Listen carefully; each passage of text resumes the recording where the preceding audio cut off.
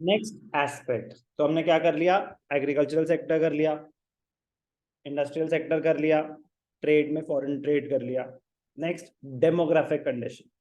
Demography is the study of the population of a country with respect to certain aspects like birth rate, death rate, literacy rate, infant mortality rate पढ़ेंगे। तो during the British rule और on the eve of independence इनके figures क्या थे। Data based concept है, important है, आपको याद करना पड़ेगा। Demographic conditions during the British rule, दिमाग में आया तो इसलिए भी डिस्कस कर रहा हूँ। काफी बार ऐसा होता है कि सर डेटा सारा याद करना है, सारा याद करना पॉसिबल नहीं होगा, सारा याद करना पॉसिबल नहीं होगा, बट जो जो है कि ये तो याद करना ही करना है वो मैं बताता रहूंगा।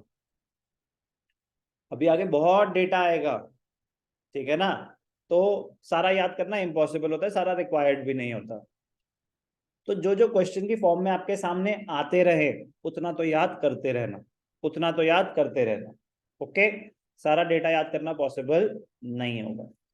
और कुछ डेटा चेंज होता रहता है, जैसे फॉर एग्जांपल बर्थ रेट है, डेथ रेट है। अब लास्ट ईयर में जो लेटेस्ट पब्लिश डेटा होगा वो होगा, on the eve of independence change नहीं होंगे, चाहे वो 2020 की बुक है चाहे वो 2000 की बुक है, क्योंकि डेटा तो 1947 का है। लेकिन जो लेटेस्ट डेटा है उस एस्पेक्ट का वो तो चेंज होता जाएगा। किसी भी बुक में 2016 का, एनसीईआरटी में तो 16-17 का चल रहा है। ये जो बुक्स होते हैं पब्लिशर्स की वो तो हर साल रिवाइज होती हैं, तो उसमें तो लेटेस्ट डेटा आता रहेगा। तो लेटेस्ट डेटा तो चेंज होगा ही होगा, तो उसको आप याद नहीं कर सकते। ओके, कोशिश भी मत करना। बट जो उस पीरियड से रिलेटेड है, जो चेंज नहीं हो सकता, हिस्ट्री, वो काफी हद तक आपको याद करना पड़ेगा। Demographic condition during the British rule exhibited all the features of a stagnant and a backward economy. Keyword याद करेंगे, स्टैग्नेंट, बैकवर्ड, अभी बढ़ता जाएंगे, ऐसे ऐसे यूज करेंगे वर्ड्स।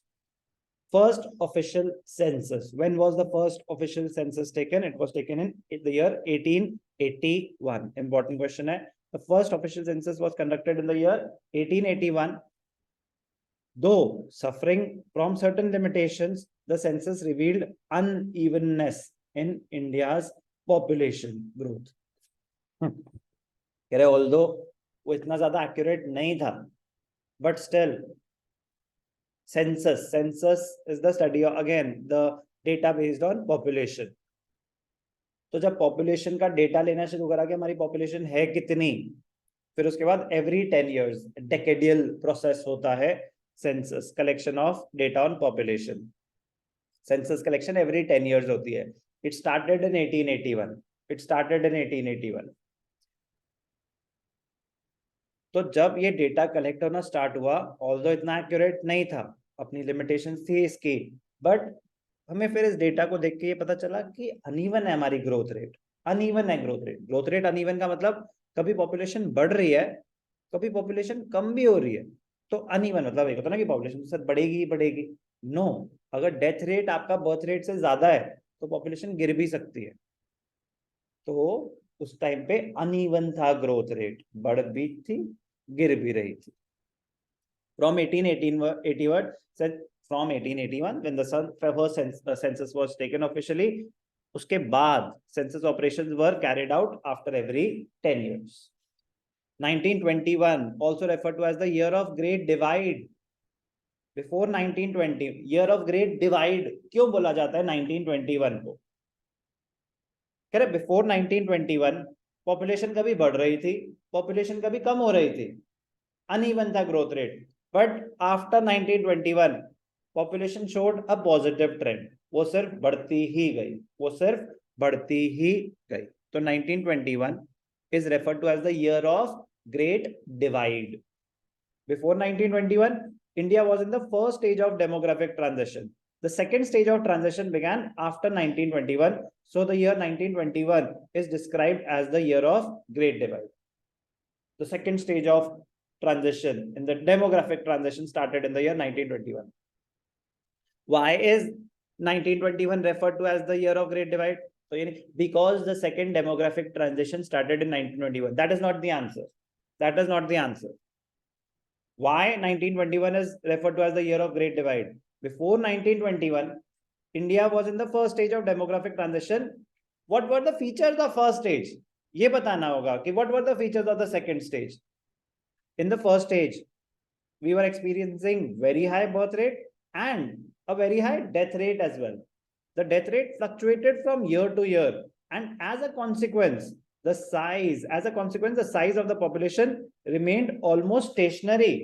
मतलब पॉजिटिव ट्रेंड शो नहीं कर रहा था, almost stationary, but both ways fluctuation हो रही थी, एक पॉजिटिव ट्रेंड नहीं शो कर रहा था in the first stage of demographic transition. But in the second stage, with the beginning of the decline in death rates, क्यों? Improvement in health facilities, थोड़ा सा मेडिकल फैसिलिटीज इंप्रूव हुई, health infrastructure थोड़ा सा improve हुआ, लोगों की immunity strong हुई, वही रीजन हो सकता है डेथ रेट गिरने का. डेथ रेट गिरना मतलब इम्यूनिटी स्ट्रांग हो रही है, फैसिलिटीज थोड़ी सी एनहांस हो रही हैं. Due to decline in the death rate, the population of the country entered the second stage of transition, demographic transition. The second stage of transition began after 1921. So what happened was, from the year 1921 onwards, India's population never declined. Positive trend show हुआ 1921 onwards because of fall in death rate. अगर एक और perfect answer देना है तो it was purely because of the fall in the death rate, कि एक positive trend शुरू हो गया in the growth of population and recorded a consistent rise. Due to this reason 1921 is referred to as the year of great divide. Exam में बहुत बार आया हुआ question, why is, एक तो ये आ सकता है कि which year is referred to as the year of great divide and why. ठीक है ना, अगर मुझे वो 3 to 4 मार्कर का करना है तो मैं एंड वाई इंसर्ट कर देता हूँ. 1 मार्कर रखना है तो बस यही पूछता हूँ कि कौन सा साल है. दोनों बातें आपको पता होनी चाहिए. Year of great divide.